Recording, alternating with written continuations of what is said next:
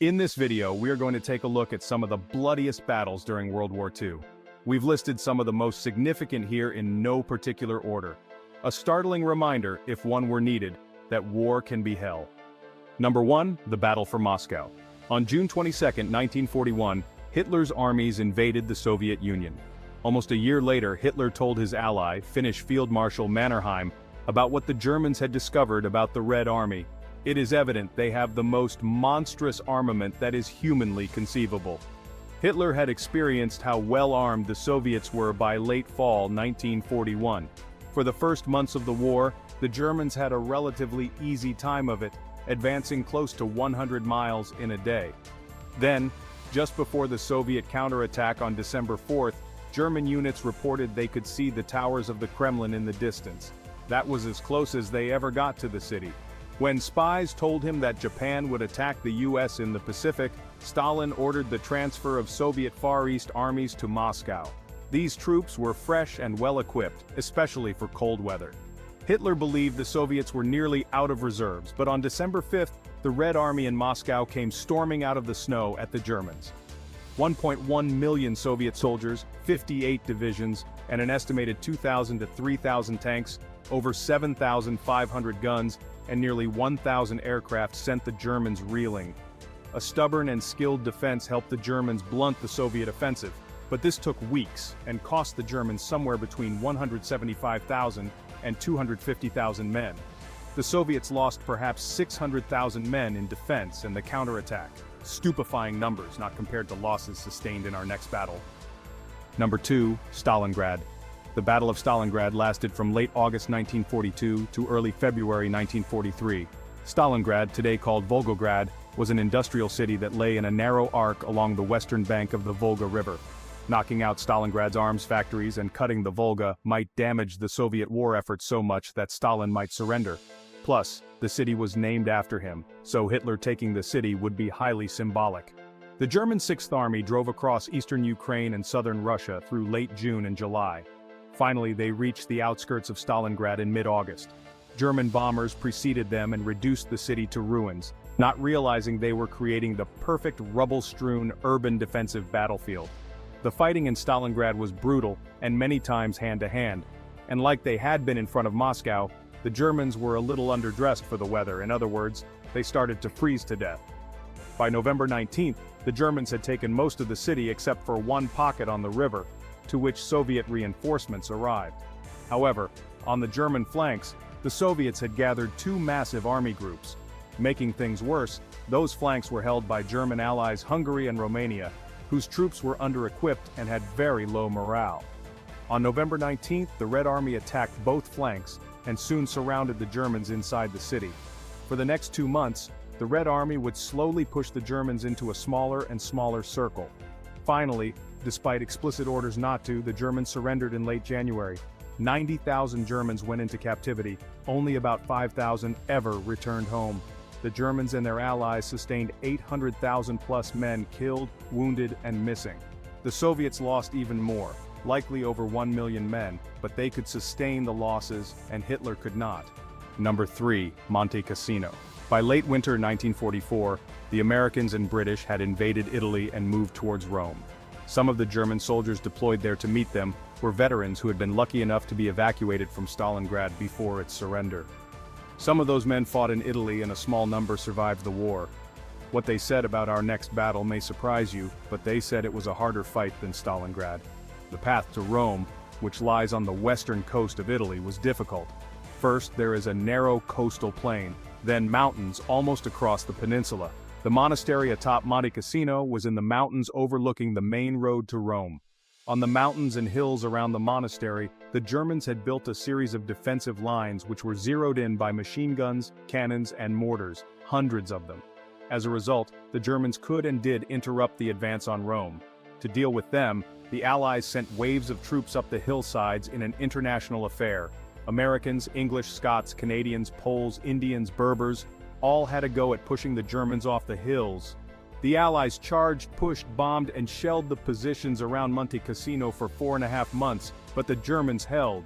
Eventually, the Allied superiority in manpower and arms drove the Germans out of the area, and the Allies took Rome on the day before D-Day in France.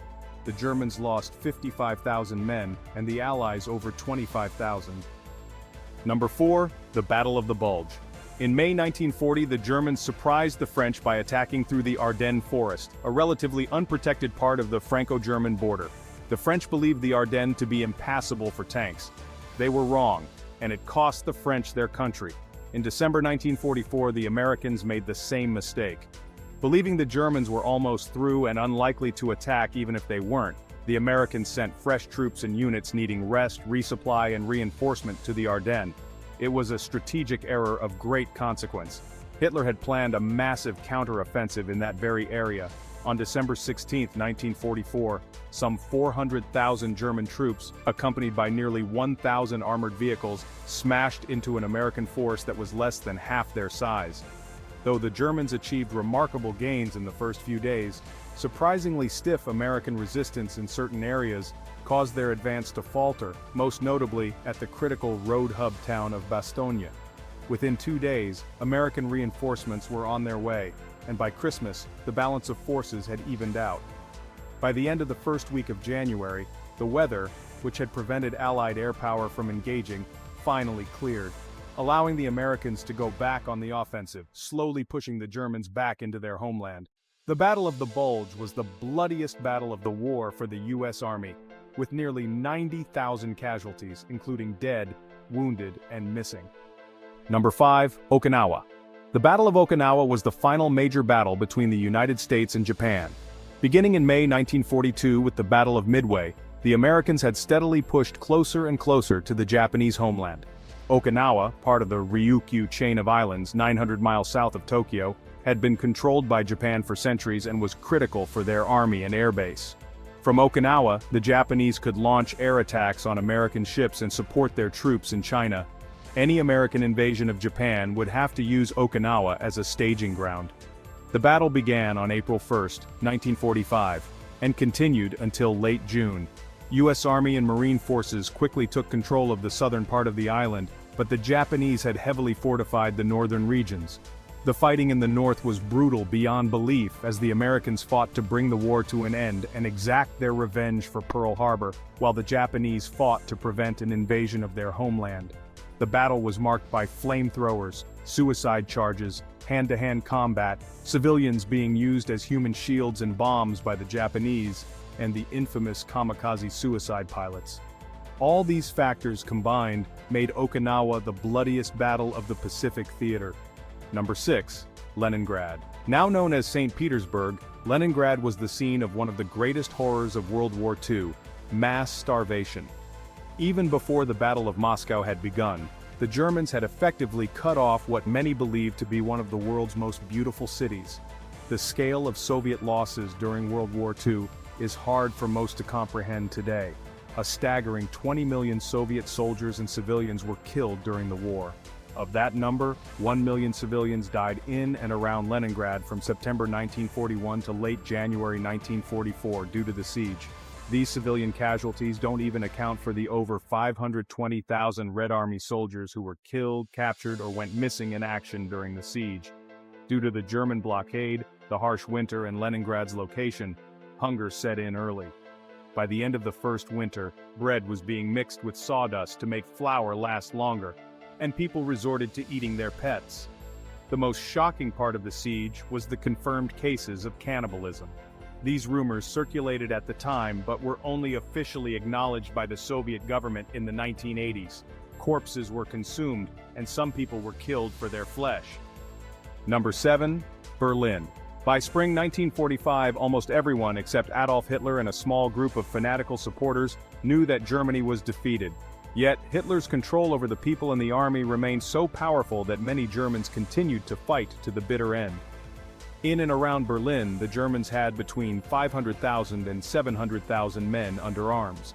But many of them were either boys, old men, or wounded soldiers. The actual number of capable fighting men was likely closer to 200,000. On the Soviet side, the numbers were staggering. The Red Army had assembled 2 million men, more than 6,000 tanks, nearly 8,000 aircraft, and over 40,000 artillery pieces. By late April, Berlin was completely surrounded, and there was an artillery piece every 30 meters encircling the city. The assault on Berlin began on April 20th, Adolf Hitler's birthday, a deliberate move by Soviet commanders. Although the Battle of Berlin didn't last as long as Stalingrad, for a brief time, the fighting was just as intense, if not more so. Berlin civilians were caught between the brutality of the SS, who were executing anyone they suspected of being a defeatist, and the vengeance of the Soviet forces.